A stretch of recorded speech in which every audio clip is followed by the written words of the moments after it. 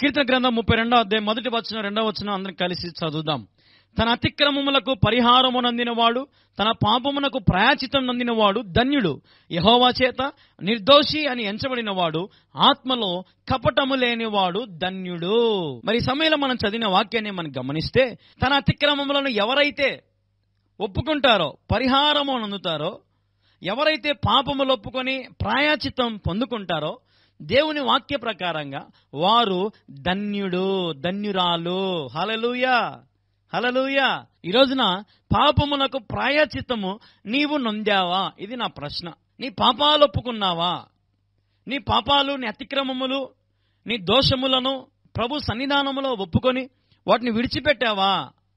ఈరోజు ప్రభు నీతో సూటిగా మాట్లాడుతున్నాడు. అయ్యల్లారా, అమ్మల్లారా, సహోదరి సహోదరులారా, ఈరోజు నువ్వు ఒప్పుకొని నువ్వు విడిచిపెట్టావా? అయితే దేవుడు అంటున్నాడు, నీవు ధన్యుడవు, ధన్యురాలవు. హల్లెలూయా, హల్లెలూయా. దేవునికి మహిమ కలుగునుగాక. ఈరోజున దేవుని చేత మనం నిర్దోషులమని ఎంచబడాలి. కపటము లేని వారిగా మనం ఉండాలి. ఆత్మలో కపటము లేని వారిగా ఉండండి. అప్పుడు మీరు ధన్యులవుతారు. హల్లెలూయా, హల్లెలూయా. దేవునికి మహిమ కలుగునుగాక. ఈరోజున కపటము నీలో ఉన్నదా? పైన ఒకటి, లోనొకటి. పైకి ఆదివారం పూట మందిరాల్లోకి వచ్చి వాళ్ళు ఎవరో బల్ల తీసుకున్నారని, పక్కన వారు ఇటు పక్కన వారు బల్ల తీసుకున్నారని నువ్వు కూడా ప్రభు బలలో చేయి వేస్తున్నావా? జాగ్రత్త. అది ప్రభు రక్తము, ప్రభు శరీరము. నువ్వు నిర్లక్ష్యం చేసి ప్రభు బలలో, ప్రభు శరీరంలో పాల్గొన్నావు అనుకో, ఆ శాపము నువ్వు అనుభవించాల్సి వస్తుంది. ఆలోచన చేయండి. ఈరోజు నీ లోకంలో వదిలిపెట్టలేనంత పాపాలు మనం ఏం చేస్తున్నామండి? దేవుడు ఎందుకు ప్రతిసారి మన బోధకుల చేత హెచ్చరిస్తున్నాడు? నేడే నీ పాపములు ఒప్పుకో అని ఎందుకు హెచ్చరిస్తున్నాడు అంటే, మనలో ఏవో పాపములు ఉన్నాయి, రహస్యమైన పాపములు ఉన్నాయి. యవనస్తులు చూడండి, రాత్రి 12 అయినా 1 నిద్రపోరు. ఏం చేస్తున్నావురా అంటే, నేను చదువుకుంటున్నాను అంటాడు. మరి సెల్ ఎందుకురా అంటే, సెల్లులో చదువుతున్నానే రగ్గు కప్పుకొని లోపల సెల్లు చూస్తూ, చాటింగ్ చేసుకుంటూ, పోనోగ్రఫీ చూసుకుంటూ, లేదంటే తప్పుడు సినిమాలని అవన్నీ ఇవన్నీ చూసుకుంటూ, చాటింగ్లు, ఫోన్లు కదా. ఈ మధ్యకాలం మనం చూసాం, ఒక యవనస్తులు, ఒక ఆడపిల్ల తను ప్రేమించిన అబ్బాయి కోసం అని వీడియో కాల్ చేసిందంట. అర్ధరాత్రి నగ్నంగా వీడియో కాల్ చేసిందంట. చేస్తే వాడు దానంతా రికార్డు చేసి వాళ్ళ ఫ్రెండ్స్కి పంపించేశాడు. ఎంత మోసం! ఈరోజు నువ్వు రహస్యంగా చేసే పాపము అది నీ ఖచ్చితంగా పట్టిస్తుంది. నువ్వు రహస్యంగా చేసే తప్పు ఎవరు చూడలేని నువ్వు అనుకోవచ్చు, కానీ దేవుడు చూస్తున్నాడు. నీ తల్లిదండ్రులు చూడకపోవచ్చు, నీ బంధువులు చూడకపోవచ్చు, నీ అన్న చూడకపోవచ్చు, నీ చెల్లెలు చూడకపోవచ్చు, మీ అక్క చూడకపోవచ్చు, నీ తమ్ముడు చూడకపోవచ్చు. దేవుడు చూస్తున్నాడు. జాగ్రత్త. God is watching you. Hallelujah. ప్రతి క్షణమున నా యేసయ్య దృష్టి నీ మీద ఉంది. నీ ఆలోచనలు నా దేవునికి తెలుసు. నీ హృదయంలో ఏం తలంచుకుంటున్నావో నా దేవునికి తెలుసు. నీ నోటి మాట రాక మునుపే నువ్వేం మాట్లాడాలనుకుంటున్నావో నాకు దేవునికి తెలుసు. నీ చూపులతో ఏం చూస్తున్నావో నా దేవునికి తెలుసు.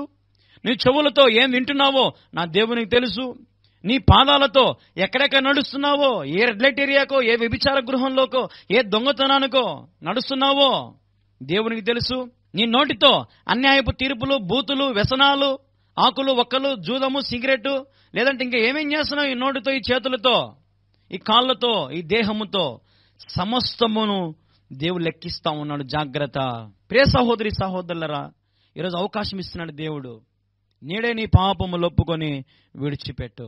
టుడే, రైట్ నౌ, ఈ సమయంలోనే నేను పాపిని అని ఎవరైతే పశ్చాత్తాపడతారో, నా యేసు క్రీస్తు నామములో మీ ప్రతి పాపములకు నీవు ప్రాయశ్చిత్తము నందువుగాక, ప్రతి పాపములు క్షమించబడును గాక. యేసు రక్తము నీ మీద ప్రోక్షించబడి నీ ప్రతి పాపములు కడిగి నా దేవుడు నిన్ను క్షమించును గాక. ఆమేన్. హల్లెలూయా, హల్లెలూయా. దేవునికి మహిమ, ఘనత, ప్రభావములు కలుగునుగాక. అయ్యా, ఈరోజు నా ప్రభు నీతో మాట్లాడుతున్నాడు. సూటిగా నీతో మాట్లాడుతున్నాడు. నమ్ముతావా యేసయ్యను? విశ్వసిస్తావా? ఒక్కసారి ప్రభుకు అవకాశం ఇచ్చి చూడు. నీ జీవితాన్ని దేవుడు ఎలాగ మారుస్తాడో. నేను యేసుక్రీస్తు ప్రభుకి ఒక పేరు పెట్టుకున్నానండి. ఏం పేరు తెలుసా? తారుమారు చేసే దేవుడు. ఏం దేవుడు చెప్పండి అందరూ మీ నోటితో. తారుమారు చేసే దేవుడు. ఒకసారి మీ పక్కన వారితో చెప్పండి, తారుమారు చేసే దేవుడు. చెప్పారా? దేవుడు మిమ్మల్ని దీవించునుగాక. హల్లెలూయా. మన దేవుడు ఏం దేవుడు? తారుమారు చేసి దేవుడు ఒకప్పుడు పాపములుండే మనలను ఇప్పుడు దేవుడు ఏం చేశాడు? మన జీవితాన్ని తారుమారు చేశాడు. చేతిలో బైబిల్ వచ్చింది, వాక్యము పఠిస్తున్నాం, వాక్యం ధ్యానిస్తున్నాం, వాక్యం ప్రకటిస్తున్నాం కదా. ఒక ఆయన ఉన్నాడు, హత్యలు చేసే వ్యక్తి ఈరోజు మారిపోయి బైబిల్ పట్టుకొని సువార్త చెప్తున్నాడు. దేశ విదేశాల్లో తిరిగి దేవుని నామాన్ని ప్రకటిస్తున్నాడు. ప్రపంచమంతటా ప్రతి చోట. ఎంతో మంది ఖైదీలు మారలేదా? వ్యభిచారులు మారలేదా? దొంగలు మారలేదా? RSS లో ఉన్న ఒక ఆయన మారి తన కుటుంబము క్రీస్తుని అంగీకరించి యూట్యూబ్లో కూడా పెట్టాడు. చూడండి ఒకసారి, అందరూ చూడండి ఒకసారి. RSS వ్యక్తి మారి యేసు నామాన్ని ప్రకటించడం. ఆయన అంటున్నాడు, ఈరోజు నా కుటుంబం మారింది, నా భార్య మారింది, నేను మారాను, నా ఆలోచన మారింది, యేసయ్య నా పాపాలు క్షమించాడు. Now I am Jesus sun, నేను ఇప్పుడు యేసుక్రీస్తు కుమారుని అంటున్నాడు ఆయన. హల్లెలూయా, హల్లెలూయా. దేవునికి మహిమ కలుగును గాక. కఠినాత్మలను మార్చాడు దేవుడు. మారా వంటి వారిని మధురంగా మార్చాడు నా దేవుడు. నిన్ను మార్చలేడా? నీ స్థితిని మార్చలేడా? నీ బ్రతుకును మార్చలేడా? మారుస్తాడు. నేడే నీ పాపములు ఒప్పుకొని విడిచిపెట్టు. నువ్వెంత ఘోర పాపివైనా సరే యేసు యొద్దకు రా. నా యేసయ్యను క్షమించడానికి సమర్థుడు, సిద్ధముగా ఉన్నాడు. ఆయన యొద్దకు వచ్చిన వారు ఆయన ఎంత మాత్రము త్రోసివేసేవాడు కానే కాదు. అమ్మల్లారా, అయ్యల్లారా, ప్రభు యొద్దకు రండి. ఆయన మీకు నెమ్మదిని, విశ్రాంతిని, శాంతిని, సమాధానమును, ఆరోగ్యమును, శక్తిని, బలమును ఇప్పుడే మీకు కలుగు చేస్తాడు. నమ్మిన వారు దేవునికి స్తోత్రం చెప్పండి. హల్లెలూయా. అమ్మా, ఈరోజు మీ కుమారునిగా ఒక మాట చెప్తున్నాను. అయ్యా, ఈరోజు మీ బిడ్డగా ఒక మాట చెప్తున్నానమ్మా. ప్రభు ప్రేమను తెలుసుకోండి అమ్మా. ఈ లోకంలో ఏ పాపము చేయని వ్యక్తి ఎవరైనా ఉన్నారంటే యేసేనమ్మా. ఆయనలో కొంచెమైనను పాపము లేదమ్మా. ఆయన చూపులో మోహం చూపు కానీ, కామము చూపు కానీ లేదు. ఆయన నడకలో తప్పు నడక నడిచినట్టు లేదు. ఆయన దృష్టి కానీ, ఆయన చెవులు కానీ, వినడం కానీ, ఆయన స్పర్శ కానీ, ఎక్కడ కానీ ఆయన తప్పు చేసినట్టు బైబిల్లో లేదు. బైబిల్లో పాపమును చూపించారు. దేవుడే పాపం రాయించాడు.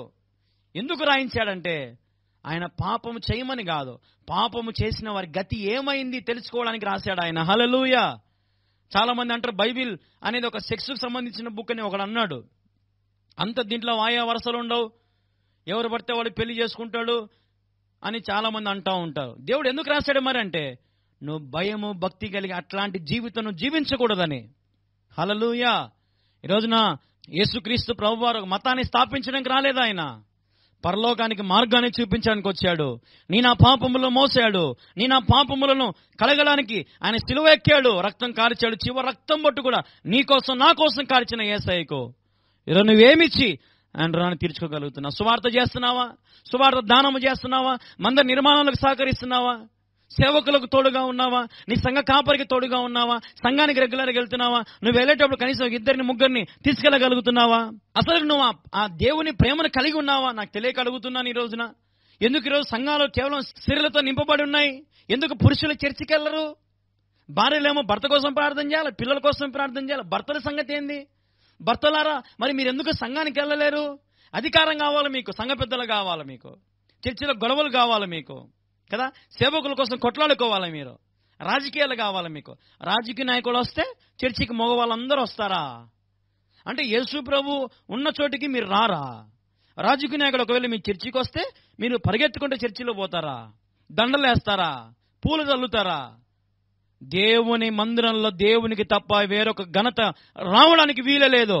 తండ్రి గారు, అమ్మగారు, తల్లి గారు, మన తండ్రి దేవుడే, యెహోవానే మన తండ్రి. ఈ లోకంలో మనకు తండ్రులు ఎవరు లేరు. ఆత్మీయమైన తండ్రి తప్ప, శరీర సంబంధించిన తండ్రి తప్ప మనకు ఇంకొక తండ్రులు తల్లులు ఎవరు లేరండి. మన పరమ తండ్రి దేవుడే. హల్లెలూయా. ఈరోజు మనుషులకు ఘనత వచ్చే సంఘాలు వర్ధిల్లింపబడవు. మనుషులు ఘనతలకు ఎక్కడైతే సంఘాల చోటు ఉంటుందో ఆ సంఘాలలో దేవుడు ఉండడు. నాకు తెలిసిన కొన్ని సంఘాలు ఉన్నాయి, సంఘాలలో పలకలు డ్యాన్సులు వేసే సంఘాలు ఉన్నాయి. ఆ చర్చి పక్కన స్టేజి కట్టి మరి సభలు చెప్తున్న సంఘాలలో అక్కడ డ్యాన్సులు, రికార్డింగ్ డ్యాన్సులు వేసే రోజులు ఉన్నాయి. పేరంటాలు, శ్రీమంతాలు, ఆచారాలు, పద్ధతులు, పసుపులు, కుంకుమలు, పూలు, ఆరబాటాలు, లేనిపోని చెత్త చెదారం అంతా చర్చిల కాడకు వచ్చేసింది. ఇప్పుడు చర్చిల్లోకి కూడా వచ్చేసింది. ఇప్పుడు పాస్టర్ భయపడిపోతున్నాడు. ఇప్పుడు ఏం చెబితే చర్చి మానుకుంటారని భయపడి పాస్టర్లు వంగిపోతున్నారు, సంఘ పెద్దలకు నమస్కారం కొడుతున్నారు. ఇప్పుడు ఈరోజున గతి ఎట్లా వచ్చేసింది రోజు రోజుకి. ఏ సంఘం అయితే సేవకుని చేతిలో ఉంటుందో ఆ సంఘము దీవించబడుతుంది. ఏ సంఘం అయితే మరి క్రీస్తులో ఉంటుందో ఆ సంఘము ఖచ్చితంగా ఎత్తబడుతుంది. హల్లెలూయా, హల్లెలూయా. నమ్మిన వారు దేవునికి స్తోత్రం చెప్పండి. హల్లెలూయా. ఈరోజు నువ్వు పాపాలు ఒప్పుకున్నావా, మందిరంకి వెళ్ళావా, వాక్యం విన్నావా, పాట పాడావా, కానుకేసావా, 10 మందిని చర్చికి నడిపించావా, అంతే. లేనిపోని వాటిలను దూరి దేవుని ఉగ్రతకు నువ్వు పాలవద్దు, జాగ్రత్త. నాకు తెలిసిన ఒక ఆయన ఉన్నాడు, చర్చిలో లేనిపోని సమస్య కొని తెచ్చుకున్నాడు. ఆ చర్చిలోకి వెళ్ళాడు, అక్కడ లేనిపోని రాజకీయాలు పుట్టించాడు. సడన్ గా చూస్తే లారీ గుద్ది చనిపోయాడు. శాపం కాదా అది? ఉగ్రత కాదా అది? దేవుని వాక్యంలో ఉంది, నా సేవకుని తాకితే నా కనుగుడ్డును తాకినట్టే. సేవకులను సేవ చేసుకునే స్వేచ్ఛ ఇవ్వకుండా మీ చేతుల్లో పెట్టుకున్నారు ఈరోజు సేవకులను చాలా మంది. జాగ్రత్త, అది కూడా ఒక పాపమే. రేపు లెక్క చెప్పాలి దేవునికి. హల్లెలూయా, హల్లెలూయా. సంఘాలను పరిశుద్ధపరచుకోండి, క్లీన్ చేసుకోండి. అలర్తుకు నాటపాటలు మీ సంఘాల కాడ జరగనివ్వద్దు. ఈరోజు ఇన్ని వేల రూపాయలు ఖర్చు పెట్టి ఎందుకు మీకు ప్రకటిస్తున్నాను ఈ మాట అంటే, మీలో కొందరైనా మార్పు రావాలి, మీలో కొందరి జీవితాలైనా ప్రభువులోకి రావాలి, మీలో కొందరైనా సరే ఖండించేవారు రావాలి సంఘాలలో. రే, ఇక్కడ మీ అల్లరి చేయొద్దు, పోయి ఎక్కడైనా డాన్సులు వేసుకోండి అని చెప్పేవారు పుట్టాలి నా దృష్టిలో. అదే నా ఉద్దేశం. హల్లెలూయా. ఈ రోజున చూడండి, ఒక మాట నేను చూపిస్తాను మీ అందరికీ. రోమీయులకు రాసిన పత్రిక 12వ మనం గమనిస్తే, నిరీక్షణ గలవారై సంతోషించుచు, శ్రమ యందు ఓర్పు గలవారై, ప్రార్థన యందు పట్టుదల కలిగి ఉండుడి. ఏ సంఘాలలో అయితే ప్రార్థన ఉంటుందో, ఏ కుటుంబాలైతే ప్రార్థన ఉంటుందో వారికి ఖచ్చితంగా సంతోషమును నా దేవుడు ఇస్తాడు. వారి నిరీక్షణను బట్టి వారికి పరలోక రాజ్యము దేవుడు ఇవ్వబోతున్నాడు. నమ్మిన వారు దేవునికి స్తోత్రం చెప్పండి. హల్లెలూయా. నీ విశ్వాసాన్ని బట్టి దేవుని చూడబోతున్నావు, దేవుని రాజ్యానికి వెళ్ళబోతున్నావు. నీ ప్రార్థన జీవితాన్ని బట్టి దేవుని దగ్గరికి వెళ్ళబోతున్నాం. నీ నిరీక్షణను బట్టి ప్రభు సన్నిధికి మనం వెళ్ళబోతున్నాం అతి త్వరలో. Wait until God come. దేవుడు వచ్చేంత వరకు ఎదురు చూడు, వేచి ఉండు. నా దేవుని నిన్ను దీవిస్తాడు, ఆశీర్వదిస్తాడు.